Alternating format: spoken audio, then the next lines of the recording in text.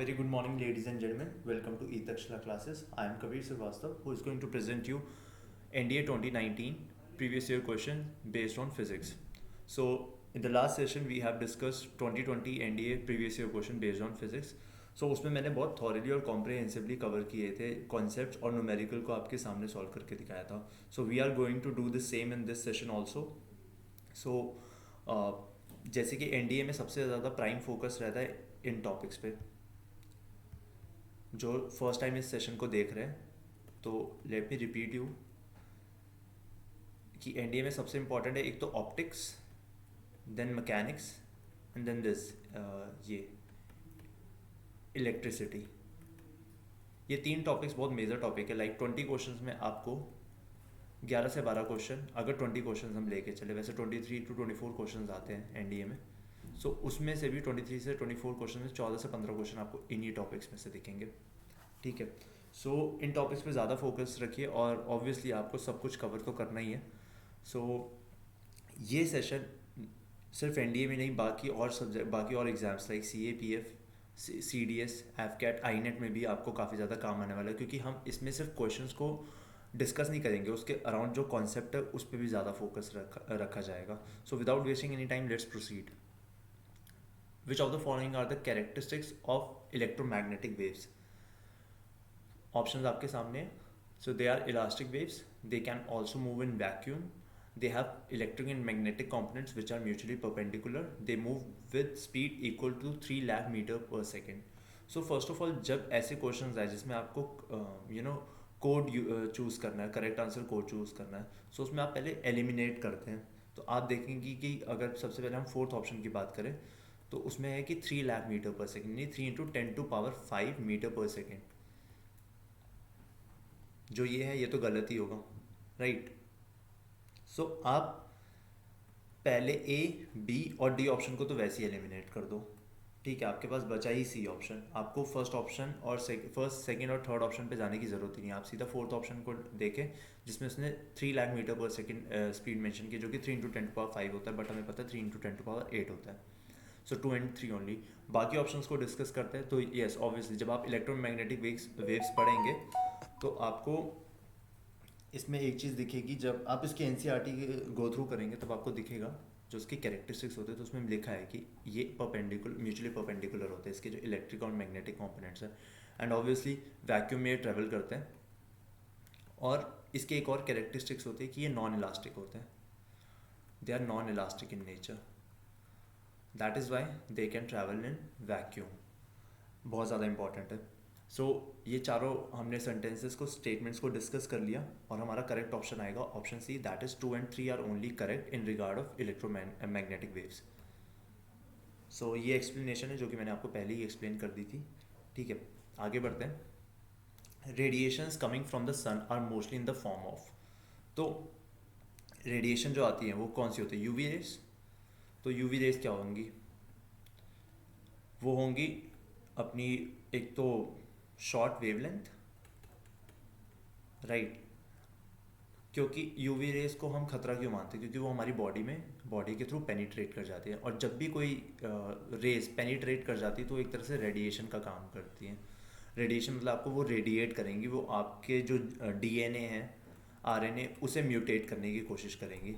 तभी जितनी भी ये हमारी ये होती हैं रेडिएशंस होती हैं, जो न्यूक्लियर पावर प्लांट में रेडिएशंस होती हैं, वो क्या काम करती हैं? उनका यही होता है कि वो आपकी बॉडी को पेनिट्रेट कर जाती है. उनकी वेवलेंथ शॉर्ट होती है और जितनी कम वेवलेंथ होगी उतनी ज़्यादा उसकी पेनिट्रेटिंग पावर होगी.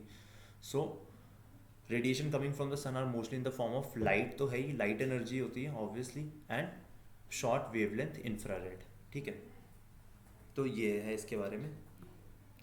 The radiation given off by sun includes both infrared rays, visible light and ultraviolet rays. तो visible light हो गया, UV rays इसीलिए short wavelength और infrared होती है. ठीक है, तो इसीलिए आपको light rays जो कि मैंने डिस्कस कर लिया, short wavelength designate what? short length designate कि ये UV rays की बात करी जा रही है यहाँ पे. infrared is infrared waves, right. So concept बहुत ज़रूरी है. आगे बढ़ते हैं. The temperature of a place on one sunny day is 113 on the Fahrenheit scale. The kelvin scale reading of this temperature will be. अब देखिए ये है न्यूमेरिकल बेस्ड क्वेश्चन और बेसिकली कैलकुलेशन आपको करनी है। f is equal to 9/5 c plus 32।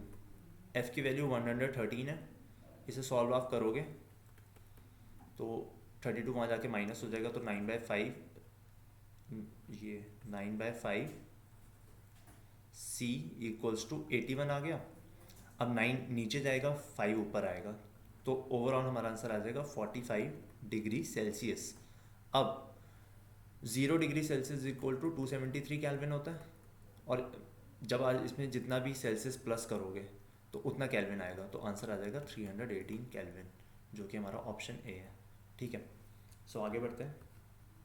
A rigid mass of 2 kg is dropped from a stationary balloon capped at the height of 50 meters from the ground. The speed of the body when it just touches the ground, and the body when it just touches the ground, and the total energy when it is dropped from the balloon are respectively. आपसे इस question में दो चीज़ें पूछी हैं, एक तो उसकी फाइनल वेलोसिटी,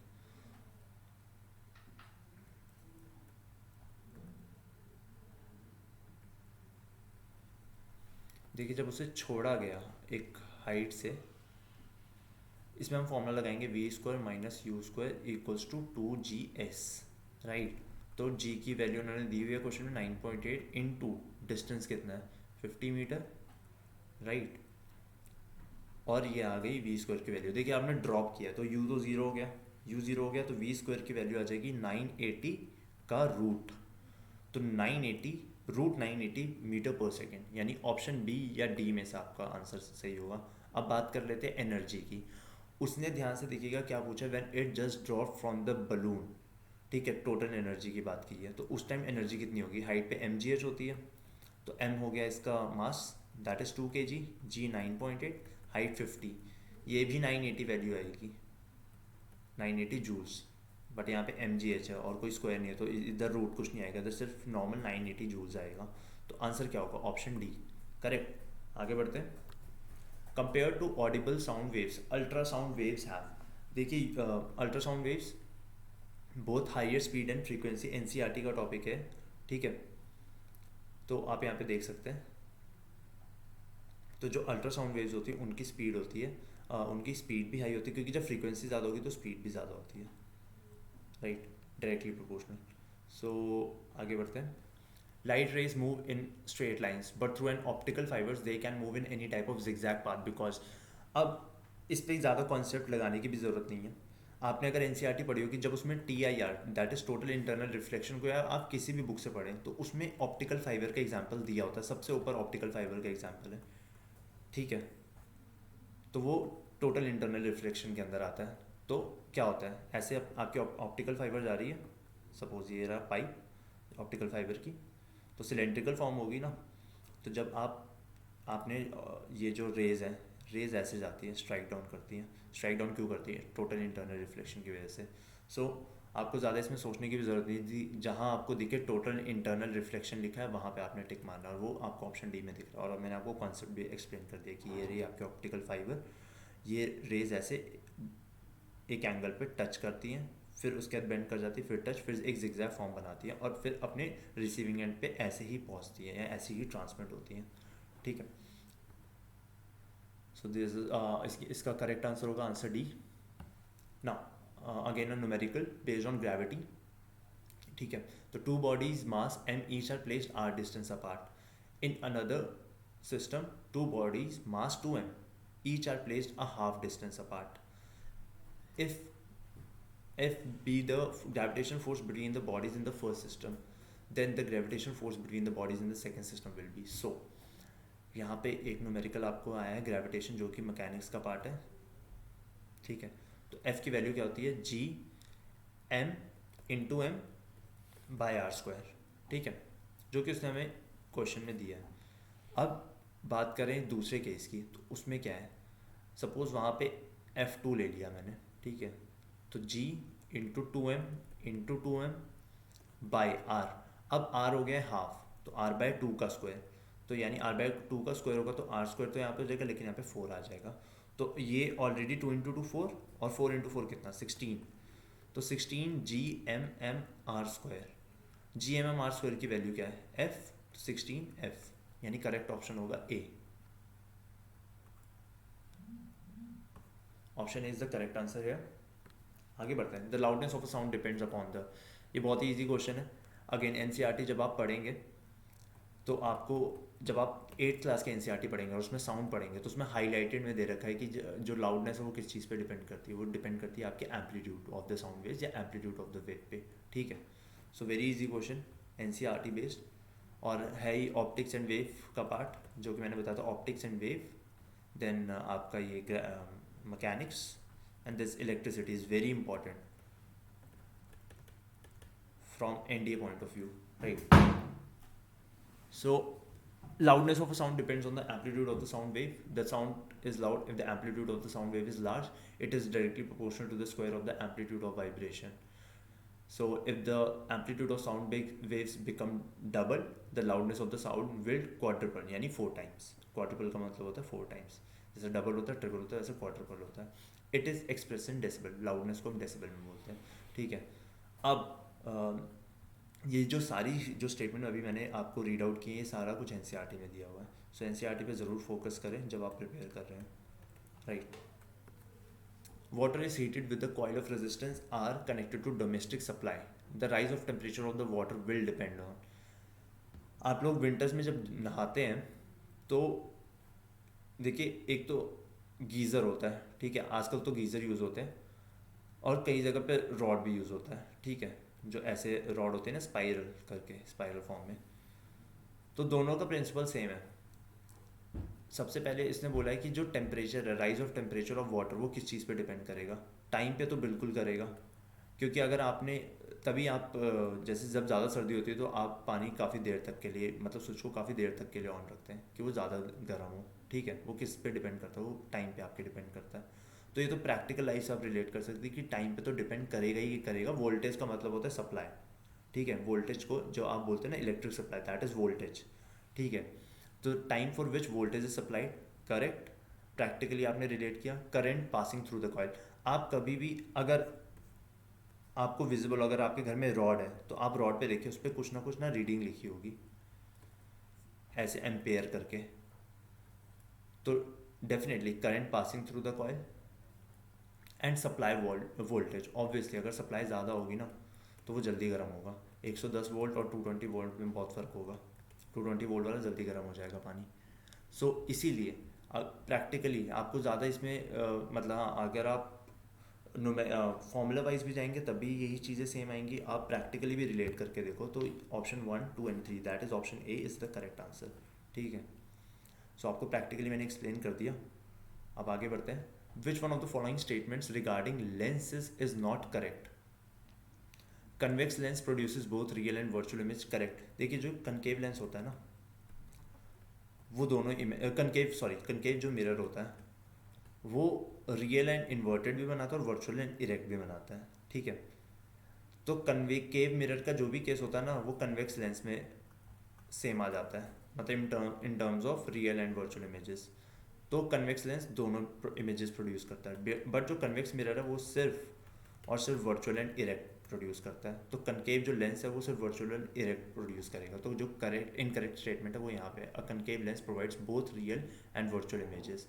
ठीक है, और convex lens obviously equal, greater and smaller than the size of. Obviously हमने देखा है कि कनकेव मिरर में आपको सेम साइज़ की भी इमेज मिलती है, आपको मैग्नीफाइड इमेज भी मिलती है, और आपको डिमिनिश्ड इमेज भी मिलती है.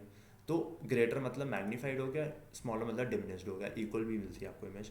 Concave lens always provides image smaller than the size of the object. ये बिल्कुल करेक्ट स्टेटमेंट है, क्योंकि कन्वेक्स मिरर में आपको हमेशा एक डिमिनिश्ड इमेज मिलेगी, लेकिन और उसका सेम केस कनकेव लेंस में अप्लाई हो जाता है. तो कनकेव लेंस में भी आपको सारी जो इमेजेस है वो smaller than the size of object मिलती है.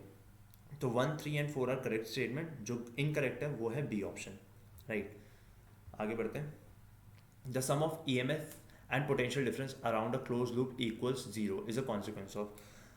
जब आप पोटेंशियल डिफरेंस के वो करते हैं ना डेरिवेशन, तो उसमें हम कंजर्वेशन ऑफ एनर्जी अप्लाई करते हैं, तभी जाके हमारी डेरिवेशन आती है. सॉरी, ये conservation of energy, option D. तो जब आप NCERT खोलोगे तब यहाँ पे इसकी डेरिवेशन होगी पोटेंशियल डिफरेंस की, और उसमें स्टेटमेंट भी दी होगी. तो जब आपने जिस लॉ को यूज़ किया वो कंजर्वेशन ऑफ एनर्जी था, तब जाके आपकी डेरिवेशन आई है पोटेंशियल डिफरेंस की। तो इसीलिए कंजर्वेशन ऑफ एनर्जी यहाँ पे करेक्ट होगा।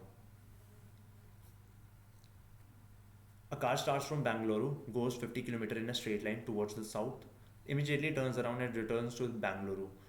This time taken for this round trip is 2 hours. The magnitude of average velocity of the car for this round trip. अब उसने बोला कि बैंगलोर से चला और 50 kilometre in straight line towards south, south की डायरेक्शन होगी, और फिर इसी रूट के थ्रू वापस आ गया और अपने इनिशियल पॉइंट पे आ गया। अब ध्यान दीजिएगा, इसमें नेट डिस्प्लेसमेंट क्या हुई? ज़ीरो। जब नेट डिस्प्लेसमेंट जीरो हुई तो एवरेज वेलोसिटी क्या होगी? ज़ीरो। तो option is the correct answer. A pendulum clock is lifted to a height where the gravitation acceleration has a certain value g. So t is equal to 2 pi root L by g होता है, ठीक है। अब another pendulum clock of the same length but of double the mass of the bob is lifted to another height where the gravitation acceleration is g by 2.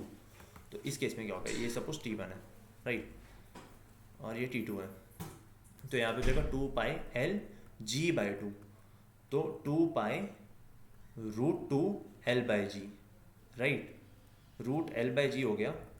तो क्या हुआ? ये root 2 of T आ गया या t1 आ गया, तो option आ जाएगा ए। अब यहाँ पे कॉन्सेप्ट आपको एक चीज़ का ध्यान रखना कि मास चाहे जितना मर्जी हो, उसके टाइम उस पर कोई फ़र्क नहीं पड़ेगा, क्योंकि मास आता ही नहीं है इसमें कहीं भी, पेंडुलम के केस में, right. Soap cleans surfaces on the principle based on, very easy question, properties of matter का एग्जाम्पल surface tension के अंदर यही आता है कि सोप की जो वर्किंग होती है वो surface tension पे ही बेस्ड होती है, ठीक है। तभी वो हमारे सोप जो होता है वो रह जाता है सरफेस पे बिकॉज ऑफ surface tension। अब ये देखिए explanation, soaps clean the surface based on the principle of surface tension, it helps to lower the surface tension of a solution। लो हो गया सरफेस टेंशन, सोप इसकी वजह से जब लो हो जाएगा तो सोप जो है वो स्टिक कर जाएगा डस्ट पार्टिकल्स एंड ग्रीस के साथ, and these dust particles and then removed by the action of water. जब आप वाटर के साथ स्प्लैश करते हो तो एक मैकेनिकल फोर्स आ जाता है जो कि एग्जर्ट होता है क्लोथ्स पे, ठीक है, तो इसी के साथ वो उसे छुड़ा ले जाता है, right. So this is how soaps and detergent works based on the principle of surface tension. आगे बढ़ते हैं, अगेन वेरी इजी क्वेश्चन। इसमें पूछा है रेजिस्टेंस, ठीक है, तो 2, 4 एंड 8 ये किस में पैरेलल है, तो 1/2, 1/4, 1/8, ये कितना आ जाएगा? इसे हम 1/r से इक्वेट करेंगे, राइट।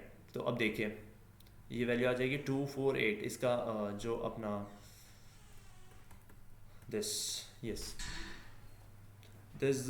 आर की वैल्यू जो हम एलसीएम लेंगे वो 8 आ जाएगी, और ऊपर क्या आएगा? ऊपर आएगा अपना 2, ये हुआ 4 प्लस ये 4 इंटू 2 8, तो 2 8 इंटू 1 8 तो 1, राइट। सो ये आ जाएगा r इज इक्वल टू 8/7। अभी ये सिर्फ इस पोर्शन का है, सिर्फ इस पोर्शन का। अब अगला तो सीरीज में, जब इसे हमने सॉल्व कर लिया तो एक सपोज एक रेजिस्टेंस ऐसा हो गया जिसका वैल्यू है 8/7 और वो सीरीज में 1 के साथ है, तो 8/7 + 1 कर दीजिए, 8/7 + 1 कर दोगे तो कितना आएगा? 15/7, that is option B, right. तो आंसर बी आपको समझ आ गया। A solid disk and the solid sphere have the same mass and same radius. Which one has a higher moment of inertia about its center of mass? Very easy question यार। Like आप moment of inertia पढ़ोगे तो half mr², disc का होता है, mr² होता है ring का, और स्फेयर का कितना होता है? 2/5 mr²। जब आपसे सिर्फ स्फेयर पूछा तो यू हैव टू ये आपसे पूछा सॉलिड स्फेयर, ठीक है, इसकी वैल्यू होती है 2/5 mr², राइट। तो 2/5 की वैल्यू होगी 0.4, और 1/2 की वैल्यू 0.5, तो 0.5 बड़ा होगा 0.4 से, तो डिस्क की वैल्यू जो डिस्क है उसका मोमेंट ऑफ इनर्शिया ज़्यादा होगा, तो हमारा करेक्ट आंसर है ऑप्शन ए। ओके, आगे बढ़ते हैं। If an object moves at non zero constant acceleration for a certain interval of time then the distance it covers in that time. देखिए non zero constant acceleration है, formula आप लगाएंगे कोई भी लगा लो आप, जो इसने पूछा है आपसे कि then the distance is it covers in that time, वो किस पे डिपेंड करेगा? वो आपका करेगा इनिशियल वेलोसिटी पे, क्योंकि एक्सेलरेशन कुछ भी नहीं है, या basically S is equal to V into T होता है। वी आपकी क्या है, इनिशियल वेलोसिटी, तो इनिशियल वेलोसिटी पे डिपेंड करेगा, इंडिपेंडेंट ऑफ इनिशियल वेलोसिटी हो नहीं सकता, राइट। और इंक्रीजेज लीनियरली विद टाइम। वो पूछ रहे हैं डिपेंड किस पे करेगा, तो यहाँ पे आपका करेक्ट आंसर होगा depends on it's initial velocity, right. आगे बात करते हैं। When does a ball bounce off the ground which of the following changes suddenly. ये ध्यान दीजिएगा, बहुत इंपॉर्टेंट है। देखिए काइनेटिक एनर्जी सडनली चेंज तो होती नहीं, ग्रेजुअली, जैसे मान के चलिए ये बॉल थी, ये स्ट्रेट लाइन है आपकी, बॉल बाउंस करी, पहले ऐसे गई और बॉल ने बाउंस किया, अभी तक इसकी काइनेटिक एनर्जी थी, ठीक है। इस पॉइंट पे मैक्सिमम काइनेटिक एनर्जी होगी क्योंकि यहाँ पे वी की वैल्यू सबसे ज़्यादा थी जब उसने टच किया। जब ये बाउंस करेगा तो धीरे इसकी एक इसकी काइनेटिक एनर्जी कम होगी और जो इसकी पोटेंशियल एनर्जी में धीरे धीरे कन्वर्ट होगा। यानी सपोज यहाँ पे जीरो हाइट थी तो एम की वैल्यू जीरो, अब सपोज ये 0.5 मीटर हो तो एच की वैल्यू कुछ ना कुछ आ गई, तो पोटेंशियल एनर्जी थोड़ा सा है और काइनेटिक एनर्जी थोड़ा सा रिड्यूस हुआ। तो विच of the following changes suddenly, तो काइनेटिक एनर्जी और पोटेंशियल एनर्जी तो एकदम से चेंज नहीं होंगे। जो चीज़ एकदम से चेंज होने वाली है वो होगी आपकी मोमेंटम, क्योंकि m इंटू वी होता है यहाँ पे, ठीक है। एकदम से चेंज मोमेंटम होगा क्योंकि एक तो इसमें आपका m मल्टीप्लाई हो रहा है, सेकेंडली आपकी जो वेलोसिटी है वो चेंज होगी। वेलोसिटी जब चेंज होगी तब आपका मोमेंटम चेंज होगा, डायरेक्शन में भी चेंज आता है, तो that is why this momentum changes suddenly. Okay, the sudden change will be in momentum of the ball as the velocity will change suddenly after bouncing off the ground. The kinetic energy. अब इस question में अगर तभी उसने ना velocity नहीं दिया, उसने दिया है स्पीड, राइट। उसने अगर वेलोसिटी दी होती तब बात अलग थी, लेकिन तभी उसने नहीं दिया, इसलिए उसने बोला velocity will change suddenly after bouncing off the ground, the kinetic energy of the object is the energy directed. ये तो चलो बेसिक स्टेटमेंट हो गई, लेकिन आप पहली तीन स्टेटमेंट पे ध्यान दो तो वहीं पे आंसर है जो कि मैंने आपको एक्सप्लेन किया। आगे बढ़ते हैं। In which of the following phenomena do heat waves travel along a straight line with the speed of light. सिर्फ एक रेडिएशन ही है जिसमें जो आपकी हीट वेव्स हैं वो स्पीड ऑफ लाइट से ट्रैवल करती हैं। जब आप रेडिएशन, कंडक्शन और कन्वेक्शन पढ़ोगे ना तब आपको ये डिफरेंस दिखेगा उनमें, ठीक है। तो आपका क्योंकि जो हीट वेव्स में जो पार्टिकल्स हैं वो स्पीड ऑफ लाइट से ट्रैवल करते हैं, तो इसीलिए thermal radiation is the correct answer. NCERT based question, ठीक है, वेव्स का ही क्वेश्चन है। सो जो क्वेश्चन है पूछा उसका आंसर मिल गया आपको। During the process of thermal radiation the heat waves travel along straight line with the speed of light. The thermal radiation emitted by matter as a result of vibration and rotation, basic वो है, बस पहली दो statement ये आपका answer है, ठीक है। A thin disc and a thin ring both have mass m and radius r, both rotate about axis through their center of mass and are perpendicular to their surfaces at same angular velocity. Which of the following is correct? Angular velocity का kinetic energy का formula क्या होता है? इसने पूछा kinetic energy के बारे में, ठीक है, ऑप्शंस में। तो आई ओमेगा स्क्वायर, ठीक है, आई ओमेगा स्क्वायर हो गया। तो आप जब इसे आई की वैल्यू अब आपको देखनी है क्योंकि उसने डब्ल्यू तो सबका, ओमेगा तो सबका सेम बोला, angular velocity same angular velocity. अब आपको तीन एक केस है थिन डिस्क का, एक है थिन रिंग का। तो मोमेंट ऑफ इनर्शिया किसका ज़्यादा होता है? रिंग का एम आर स्क्वायर, और डिस्क का कितना होता है? हाफ एम आर स्क्वायर, ठीक है। अगर आपको नहीं भी पता, मान के चले आपको पेपर में मोमेंट ऑफ इनर्शिया की वैल्यू नहीं पता, इस कॉन्सेप्ट पे ध्यान दीजिएगा। ये रिंग है, ये हो गया आपका डिस्क। कभी आपने डिस्क का मास देखा है? हर जगह उसका मास होता है, मतलब ये पूरा डिस्क होता है, ठीक है, उसका मास इवनली डिस्ट्रीब्यूटेड होता है। जो रिंग है उसका मास सिर्फ कॉर्नर पे होता है, ठीक है। तो जितना ज़्यादा मास आपका डिस्टेंस पे होगा, जितना हेवीली मास आपका डिस्टेंस पे डिस्ट्रीब्यूट होगा, मतलब दूर होगा, उतना ज़्यादा आपका मूवमेंट ऑफ इनर्शिया होता है। डिस्क में आपका सेंटर से ही मास डिस्ट्रीब्यूट होना स्टार्ट हो जाता है। यहाँ तो रिंग के केस में तो हॉलो होता है, कुछ नहीं होता। डिस्क के केस में हॉलो जैसा कुछ नहीं होता, इसलिए इवनली डिस्ट्रीब्यूटेड होता है, इसलिए इसका मूवमेंट ऑफ इनर्शिया कम होता है एज कम्पेयर टू रिंग। तो बात कर लेते हैं अब यहाँ पे, तो आई किसका ज़्यादा हो? रिंग का। तो ring has higher kinetic energy, तो हमारा करेक्ट ऑप्शन होगा दिस।